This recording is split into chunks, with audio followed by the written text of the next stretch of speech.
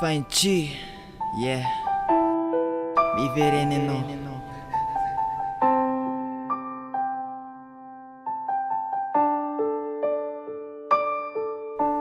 Tsapaky ny atao boky misy toerana bangano sady tsy ampy lay fitiavanao ny joja tato nentinao nitsoka teny menao ny rafy sapandy milaminy tsy tonga kakelo fa tonga iangavy azafady fa raha mahasoa anady avereny fa aza omenao anazy aza tsarana amle ady soko fa tsara ho amin'ny tena fitiavana satria mbola velona poko le teny hoe anilany masambatra le lokaloka fa tsy saraka na inona olana mety iseho tadybity anketriny ho avaraka fitepofoka nefa ho ambatsy ereo na efa amin'ny afazy anao de fa taro fa sambola tianao le fiarahana mamy taloha ndao averiny injara mba sitraka fa sambola vonona an'olokolo te ikarakaranao atrany kely ananako anao daholo fa lerilo avelao ane avereno aingana ty teny mbola tsy lasany tsara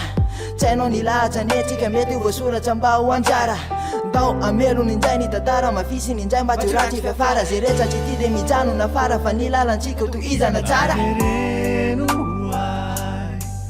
lay fitiavanao iny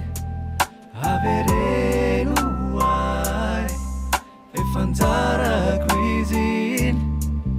avereno indray reny tantarantsika afanao indray aza velangatsika keko tsy nety nataoko talonanao anao atsinotsinona baiby mamelany fokaky de ny vatako sasy io fa tsy maninona sa lovany ala elonao ho lasa fifaliana be fa raha fitiavana no resaka za manana be da be sa na tsy manakarena be de samba tsara manananao ka miverena fa mangatsika ny ao atanàna ka milanao anafana raha ny tady avazao anahita fa afy anao matamana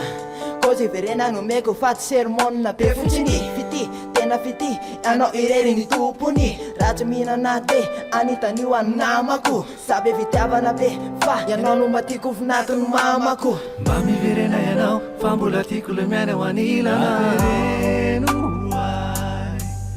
lay fitiavanao iny avereno ay efa anjarako izy iny avereno indray reny tantarantsika afanao indray aza velangatsika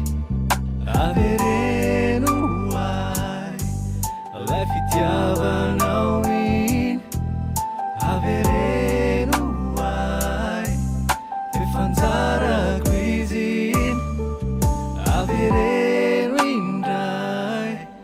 reny tantarantsika afanao indray aza velangatsika